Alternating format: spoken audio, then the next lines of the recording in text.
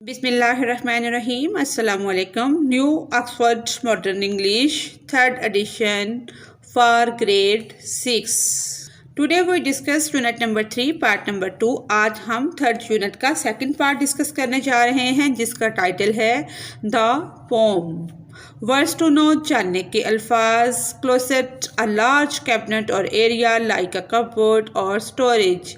अलमारी को कहते हैं। Hither and thither, here and there, यहाँ और वहाँ।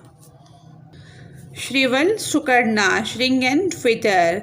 ट्रस्ट, पुश, ट्राइव, फोर्स, जोर लगाना या जोर। Let's start reading. रीडिंग से पहले हम इसका थोड़ा सा इंट्रोडक्शन कर लेते हैं कि इसकी जो राइटर है, पोइट है, शायरा है, वो कहती है कि जब एक टहनी होती है वो बिल्कुल छोटी सी होती है, जब हम उसकी प्रॉपर नरिशमेंट करते हैं, प्लांटेशन करते हैं, तो वो एक बड़ा दरख्त बन जाती है।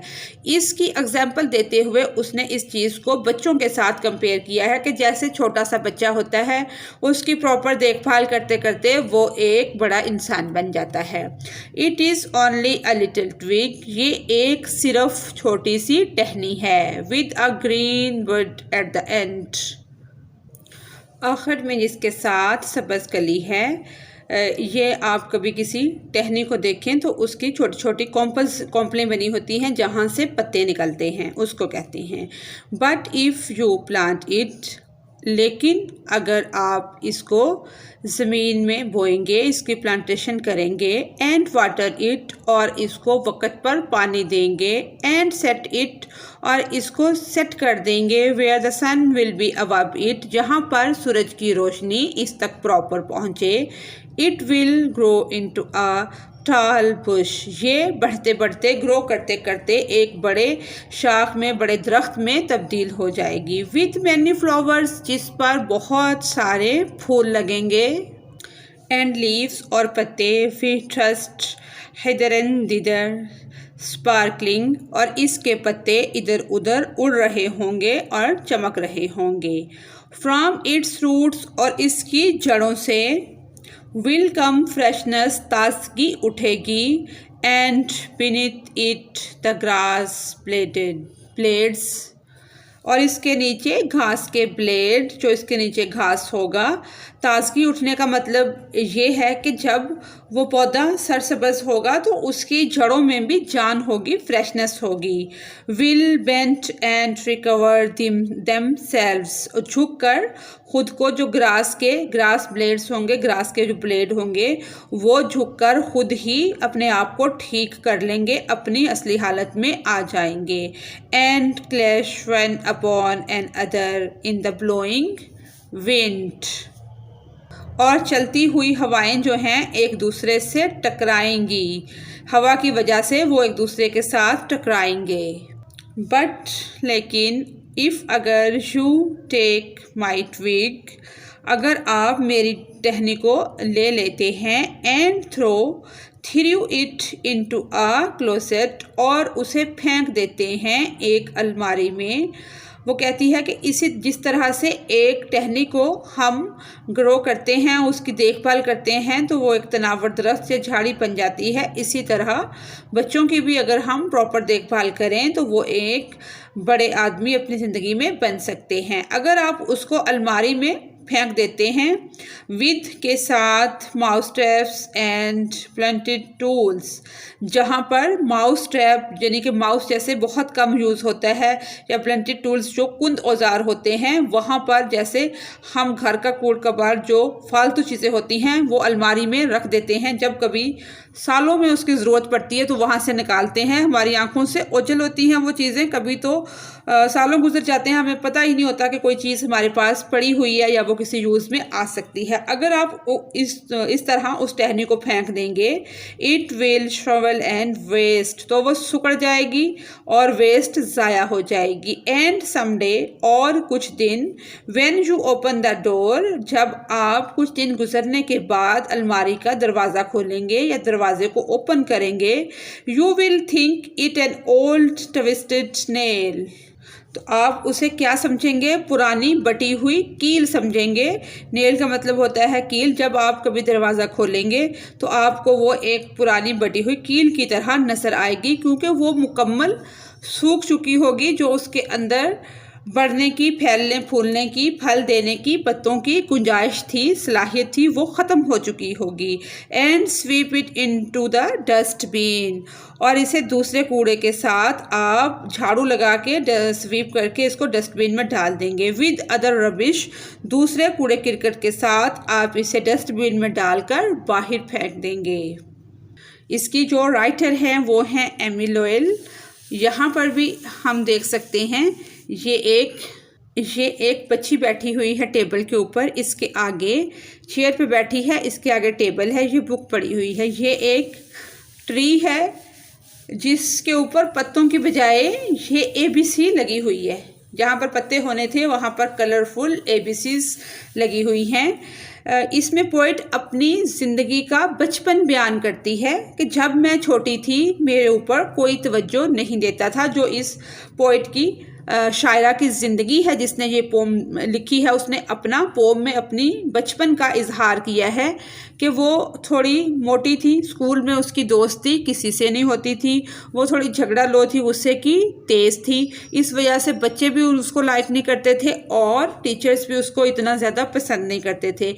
जब वो बड़ी हुई तो कुछ पाबंदियों की वजह से वो आगे बहुत ज़्यादा तालीम हासिल ना कर सकी। इस वजह से उसने अपना बचपन बयान करते हुए एक टहनी की मिसाल दे के वो चीज़ों को समझाया है कि अगर हम बच्चों को प्रॉपर उनकी केयर करें, टाइम पे उनकी हर चीज़ की देखभाल करें कि कब उनको किस चीज़ की ज़रूरत है, तो फिर क्या होता है, बच्चे की ग्रोथ और डेवलपमेंट होती है। अगर हम उसको प्रॉपर देखभाल नहीं करते तो या तो ग्रोथ उसकी मुतासर हो जाती है या डेवलपमेंट।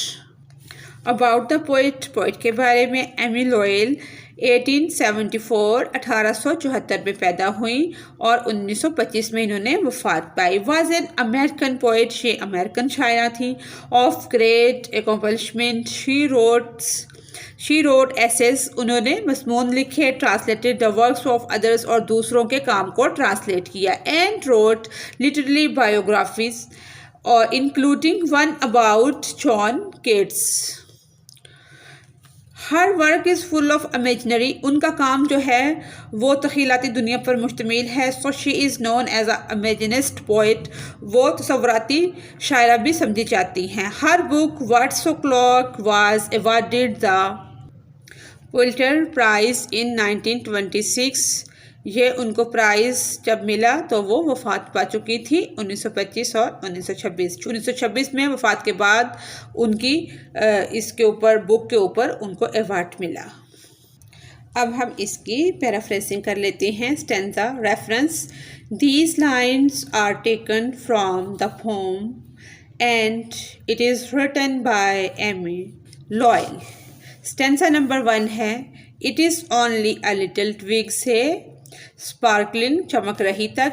इसकी हमने जो पैराफ्रेजिंग की है वो ये है, इन दीज लाइन्स, इन लाइन में, द पोइट सेज, शायरा कहती है, though it is a little twig, अगरचे ये एक छोटी सी टहनी है, ब्रांच ऑफ प्लांट, दरख्त की शाख है, by it if you keep it with care, अगर आप इसको रखते हैं हिफाजत से, and place it at a suitable place where, और इसको किसी अच्छी जगह पर, सूटेबल प्लेस पर लगा देते हैं, it can get sunlight and, जहाँ इसको सूरज की मुनासिब रोशनी मिलती है, वाटर ऑन टाइम, टाइम पर पानी मिलता है, it will grow well and turn into a tall Bush having shiny leaf.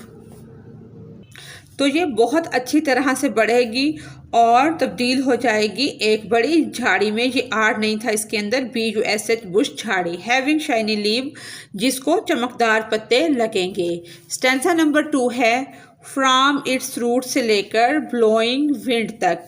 Paraphrasing इसकी हमने की है। In these lines, in lines के अंदर द पोइट सेज, शायरा कहती है, डेट रूट्स गेट वाटर, इसकी जो जड़ें हैं वो पानी हासिल करती हैं, फ्रॉम द सोइल, मिट्टी से, एंड कीप द प्लांट्स, और पौधों को रखती हैं स्ट्रॉन्ग, मजबूत, and fresh. The grass under plant, जो ग्रास होता है उसके अंदर, प्लांट के अंदर नीचे, bends and collides with other blades in order to survive in strong wind.